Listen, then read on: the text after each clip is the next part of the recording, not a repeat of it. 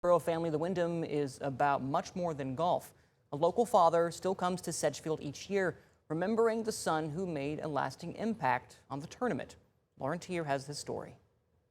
Marty Sheets was a Special Olympian, a Hall of Famer, and a PGA Tour Volunteer of the Year for his service at Wyndham. I sat down with his dad, David Sheets, this afternoon as he watched the final round of the tournament, but we didn't talk about golf. Instead, we talked about some very special memories. Spread them out so they look a little better. There are years of Marty Sheets' life hanging on the walls of his bedroom. Medals, pictures, newspaper clippings, and awards. David hasn't changed much since his son died in 2015. But it's not just this room that brings Marty back. Every year, when the Wyndham is on, David remembers walking the fairways of Sedgefield with his son. Volunteer of the Year, PGA Tour, 2006. Marty's biggest honor for doing something he loved. This was before Marty volunteered or anything like that.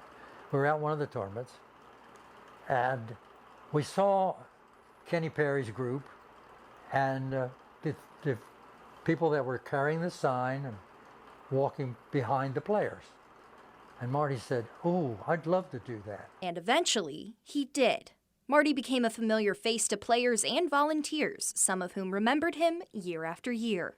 A lot of them would, "Hey, Marty," and speak to him, and things like that. Took pictures with him, signed his cap, and things like that. So it was a joy for Marty. He loved it. And David was right there with him for more than a decade, until Marty couldn't do it anymore. Years later, David still goes back to the Wyndham and watches on TV. As he's watching, he doesn't just see golf, he sees his son. And if Marty could have been here for the final round, he'd want to be out there carrying the sign. He would want to be there. Marty Sheets died in 2015 from dementia related to Down syndrome. He left behind a life of achievements locally, nationally, and even internationally.